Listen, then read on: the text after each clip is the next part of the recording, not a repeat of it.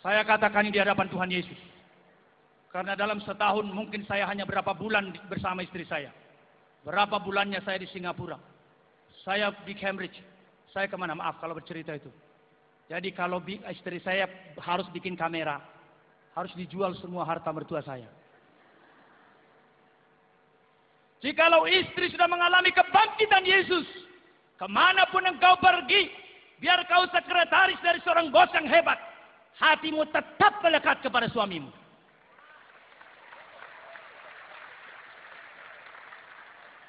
Kelepasan dari perbudakan dosa, itu penting.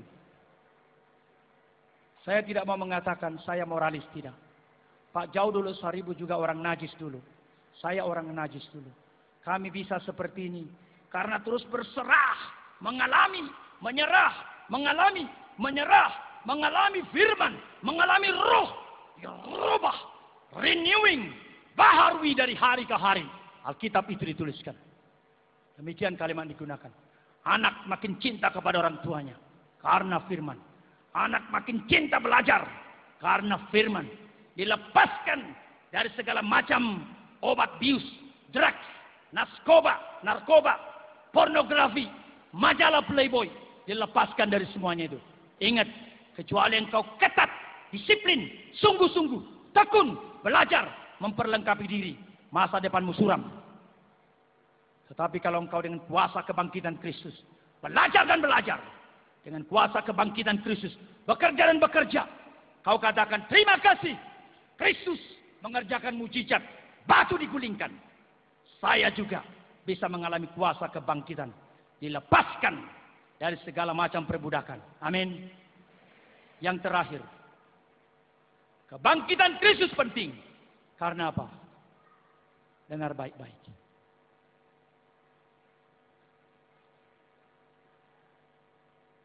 Kebangkitan Kristus menjadi dasar, fondasi, batu karang yang kokoh untuk pengharapanmu membangun masa depanmu. Kebangkitan Kristus Allah mendemonstrasikan kematian yang tidak bisa diputar sekarang bisa. Itulah sebabnya dalam Roma pasal 5 Paulus berkata, coba lihat Roma 5 itu, kita baca saja. Itu indah sekali. Roma pasal 5. Roma pasal 5 ayat 1 dan ayat 2. 1, 2, 3, iya.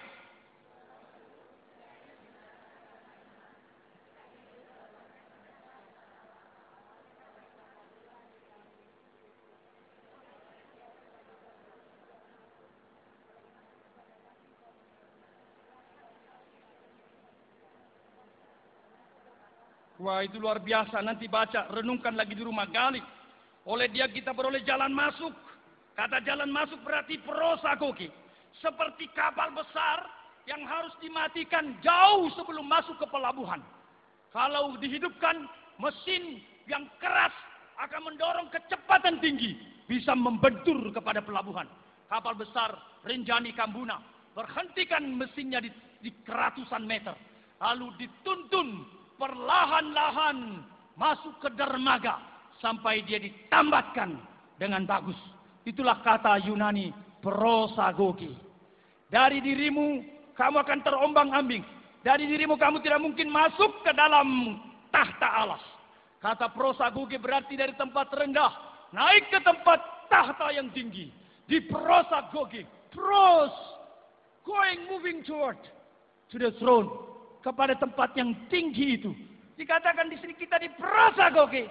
Saya menghayati dalam diri saya. Engkau menghayati dalam dirimu. Siapakah saya bisa menjadi orang beriman? Siapakah saya bisa memuji Tuhan? Siapakah saya bisa menjadi majelis? Siapakah orang tua saya? Terus terang, orang tua saya barangkali kau katakan, orang tua saya dulu dukun besar. Orang tua saya dulu penjudi besar. Mengapa bisa seperti ini? Itu karunia Tuhan. Perlahan-lahan dituntun. Bukan saja demikian. Dikatakan di sini, di dalam kasih karunia ini kita berdiri dan kita bermegah. Ada anugerah seperti batu karang. Kita berdiri, kita bermegah dalam pengharapan menerima kemuliaan.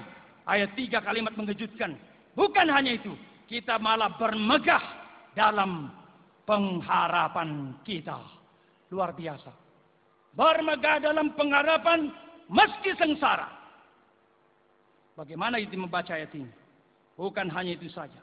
Kita malah bermegah juga dalam kesengsaraan kita. Kita bermegah dalam sengsara. Karena kita tahu kesengsaraan menyembulkan ketekunan dan seterusnya. Mana mungkin sengsara disyukuri. Secara umum orang sengsara. Orang sakit, tidak sembuh. Orang mati. Secara umum orang menggerutu. Tetapi kalau orang menggabungkan diri dengan kebangkitan Yesus. Mereka bisa tenang. Salah seorang yang sudah rindu datang ke tempat ini sekarang sudah di sorga. Itu mertua saudara saya, Andre Pakan. Saya menjenguk dan mendoakan beliau, ibu itu. Ketika drop tiba-tiba. 2 hari sebelumnya katanya dia sudah berkata, kita harus ke Pasca Bonapasogit. Saya besok sudah boleh pulang begitu. Itu anaknya bercerita. Saya terharu mendengar itu. Lalu dengan masih ada kesadaran. Tapi dia sudah terengah-engah. Persis kondisi mama saya sebelum meninggalkan dunia pada tahun 96. Maka saya berkata, mari kita berdoa. Mari kita bernyanyi. Kematian dan kebangkitan Kristus meniadakan semua penderitaan dia sebentar. Maka kita bernyanyi. Saya tiup matangaku. Saya tubuau. Paimato sosakku. Ramotiau. Dangolau merdalan sasadau. Saya homalai Tuhanmu. Kita nyanyikan. Ya Tuhan pegang aku. Ya Tuhan pimpin aku di tangan jalanku. Beri tanganku ku taruh di tanganmu. Karena anakmu sendiri tidak mau berjalan kalau tidak bersama kau. Kemudian saya membaca dari hafalan. Saya membacakan Mazmur 23. Sekalipun aku berjalan dalam bayang-bayang maut. Even though I walk through the valley of death. The darkness of death. Kematian yang paling kelam. Aku tidak takut bahaya. Sebab engkau besertaku. Demikian Mazmur. Inilah kebangkitan Yesus. Itu sebabnya. Manang bohape persorianmu. Walau bagaimana penderitaanmu. Walau bagaimana berat kehidupanmu. Jikalau engkau menggabungkan dirimu dengan Kristus yang bangkit. Kau pasti bisa menjalani hidupmu. Saya bertemu dengan abang taksi. Dia mengeluh. Dia berkata ini kemiskinan. Saya berkata, Pak, kemiskinan itu sudah miskin. Kemiskinan itu menderita. Tetapi setelah miskin, tidak ada pengharapan. Tidak ada kepercayaan. Itu double miskinnya. Setelah miskin, mati, masuk neraka. Tetapi saya berkata, kemiskinan itu miskin. Tetapi kalau Bapak percaya kepada Tuhan, menggabungkan diri kepada kebangkitan Tuhan, maka sekalipun kau miskin, kau kaya di hadapan Tuhan. Dan mungkin orang yang kaya secara duniawi tidak memiliki apa yang kau punyai. Matanya melotot. Lalu kemudian kita bernyanyi. Ternyata dia orang Batak. Tidak tahu HKBP atau Bapak. Kita nyanyi. Nang gumalu sang akalau, nang rope halisuk sungi, lau makarup pun suluki, molo Tuhan parhatasau, madokata naik pun sau, sai saut dui, sai saut dui, sai saut dui. Dang bema biarau disi, mangalugahon soluki, hai Tuhan, kudongaki, hai tunggodang pemungsuki, lau mangarong ngoluki, sai daudui, sai daudui. Hai daudui. Wah, ini nyanyian orang percaya. Kalau Tuhan mau sekarang saya dapat pekerjaan, Tuhan bisa. Tetapi kalau belum dapat pekerjaan, pengharapanku teguh. Di badai topan dunia, Tuhanlah perlindunganmu.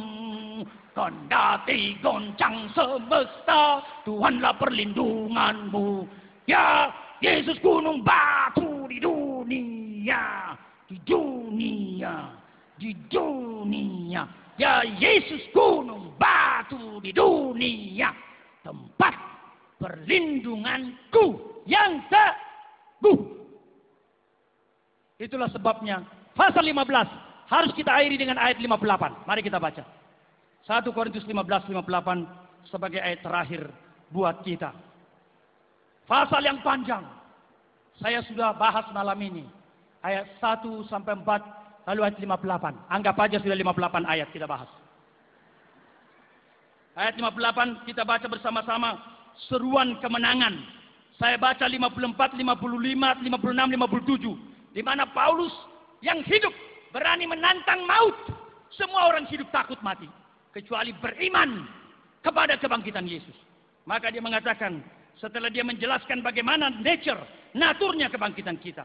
Maka dikatakan 54. Sesudah yang dapat binasa ini mengenakan yang tidak dapat binasa. Dan yang dapat mati ini mengenakan yang tidak dapat mati. Maka akan genaplah firman yang tertulis. Maut telah ditelan dalam kemenangan. Hai maut, di manakah kemenanganmu? Hai maut, di manakah sengat-sengatmu? Sengat maut ialah dosa dan kuasa dosa ialah hukum Taurat.